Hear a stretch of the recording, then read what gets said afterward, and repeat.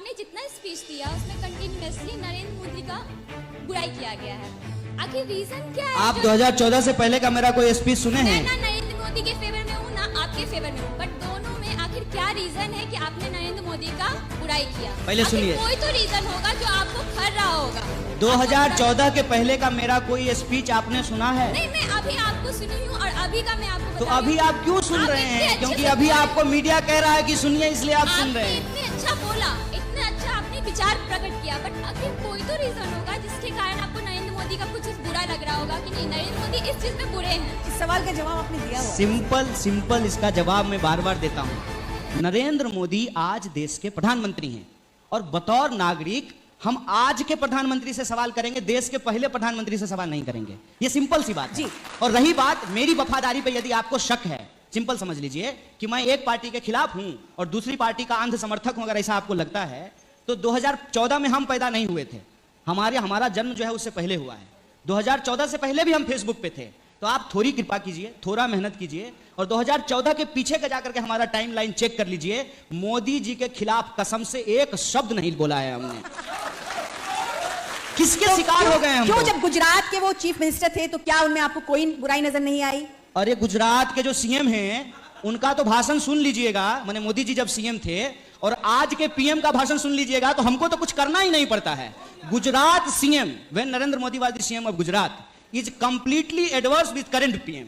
In what sense? जैसे गुजरात के CM का भाषण सुनिएगा, जब वो नरेंद्र मोदी जी थे वहां के, तो वो आधार के खिलाफ थे। आज क्या है? समर्थक।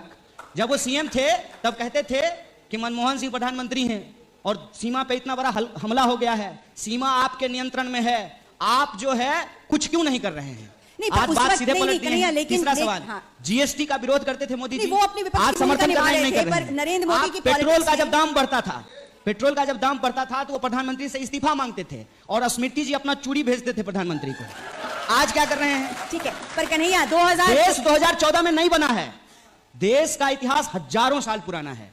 ये इनकी बेईमानी है कि ये इतिहास को 2014 से देखना चाहते हैं। 2014 से पहले भी 2014 से पहले भी इस देश का प्रधानमंत्री का विरोध हुआ है। क्या इस देश में इंदिरा गांधी जी का विरोध नहीं हुआ? पीवी नरसिम्हा राव का विरोध नहीं हुआ? मनमोहन सिंह जी का विरोध नहीं हुआ? तो मोदी जी का विरोध कर रहे हैं तो कौन सा अपराध कर दिए हैं ये तो बताइए। मोदी जी देश है क्या? मोदी जी देश नहीं है ना, तो मोदी जी का विरोध करना देश विरोध कैसे हो गया, ये हमको समझा दीजिए जरा सा। और रही बात आपके पास क्या अल्टरनेटिव है, वो सवाल पूछे, हम आपको अपना अल्टरनेटिव बताएंगे। हाँ प्लीज एक और सवाल, लेकिन बस एक सेकंड। सवाल सब आपके पास। हेलो, भले बहुत संघर्ष के बाद मुझे माइक मिला, इसलिए बीबीसी न्यूज़ मुबारकबाद करता हूँ। सवाल पूछिए। सवाल तो मैं सत्ता पक्ष से मैम पूछा जाता है, मैंने सुबह से संघर्ष करता, मुझे भी माइक नहीं मिला, लेकिन कन्हैया जी से भी एक सवाल है, पूछ लीजिए। हम भी अभी आपके सामने सत्ता है, पूछिए क्यों? क्योंकि आपको संघर्ष करके माइक मिला, हमको फ्री में मिल गया है। सवाल आपसे यह है कन्हैया जी कि आप स्वर्ण जाति से ताल्लुक रखते हैं, क्या इसमें कोई शक? तो आप अपना माँ बाप बदल दें क्या? नहीं।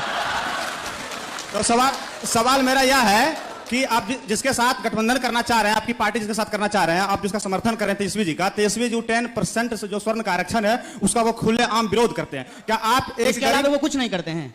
करते हैं। क्या करते हैं? पहले तो वो विरोध किए हैं कि स्वर्ण को 10% आरक्षण नहीं मिलना चाहिए। लोकतंत्र को ये लोग जानते हैं, अट्ठा गुट्टी बना दी है। क्या आप लोकतंत्र अट्ठा गुट्टी? पहले सुनिए, सवाल पूछ के प्लीज बैठ जाइए। सवाल पूरा नहीं हुआ, सवाल पूरा नहीं हुआ। क्या आप एक गरीब समुदाय से 10% आरक्षण का लाभ लेना चाहेंगे या नहीं? आपसे पूछा जा रहा है। आप पहले 10%। देखिए, पहली बात तो सुन लीजिए, ठीक है? ये जो सवाल आप इस तरह से पूछते हैं तो कम से कम सवाल तो ठीक से पूछ लीजिए, मेरा ये कहना है। देखिए, सवाल इतना संघर्ष से आपको माइक मिला तभी ठीक से सवाल नहीं पूछे, सही से सवाल तो पूछ लेते। आप ये कहते कि तेजस्वी जी ने कहा है कि वो 10% आरक्षण के खिलाफ हैं, आपका क्या पोजीशन है? तो मैं सिर्फ इसका जवाब एक लाइन में देता कि मेरा पोजीशन वो है जो मेरी पार्टी का पोजीशन है, सिंपल। मैं पार्टी से बाहर नहीं हूं। दूसरी बात कि आप उनका क्यों समर्थन कर रहे हैं, तो मैं आपको बता देता हूं कि एक मुद्दे पे अलायंस नहीं होता है। लोग पता नहीं देश भूल गया है। एक कॉमन मिनिमम प्रोग्राम बनता है, कॉमन मिनिमम प्रोग्राम में कुछ एजेंडे तय किए जाते हैं, जिन एजेंडों पे सीधे सीधे असहमति होती है उस एजेंडे को बाहर कर दिया जाता है। इसके अलावा बहुत सारे ऐसे एजेंडे हैं जिसपे एक राजनीतिक समझौता होता है। क्या आप हमको बताइए, देश का कोई नेता गरीबी खत्म होना चाहिए इसके खिलाफ होगा? नहीं होगा ना। तेजस्वी जी भी नहीं होंगे, तो इस पे हमको उनसे मिलकर के संघर्ष करना चाहिए कि नहीं करना चाहिए, ये आप हमको बता दीजिए। देश की परिस्थिति क्या आपको बताइए। देखिए, इस बात को समझना बहुत जरूरी है। इस देश में राजनीति को WWF का मैच बना दिया गया है। ऐसा लगता है कि दो रेसलर जो है आपस में कुश्ती लड़ रहा है, इसी से देश का मुस्तकबिल तय हो जाएगा, इसी से इस देश का जमहूरियत का भविष्य तय हो जाएगा। ऐसा नहीं है। इस देश में बहुत सारे ऐसे सवाल हैं जिस पे आपकी हमारी असहमति हो सकती है, लेकिन बहुत सारे ऐसे सवाल हैं जिस पे आपकी और हमारी सहमति होगी। यहां हमारी पार्टी का पोजीशन और तेजस्वी जी का पोजीशन अलग अलग है, लेकिन बहुत सारा ऐसा पोजीशन है जहां हमारी पार्टी का पोजीशन और आरजेडी का पोजीशन एक है। अभी हमने आपको एक एग्जांपल दिया कि मुजफ्फरपुर शेल्टर का केस जब हुआ, शेल्टर होम का, तो उसमें लेफ्ट पार्टी ने बंद का कॉल दिया और कांग्रेस और आरजेडी उसके समर्थन में आई। उसी तरीके से जब तेजस्वी जी ने कॉल दिया दिल्ली में धरने का, तो उसमें हम शामिल होने के लिए गए थे। मुद्दों पर भी मोर्चा बनना चाहिए मेरे दोस्त। ठीक है।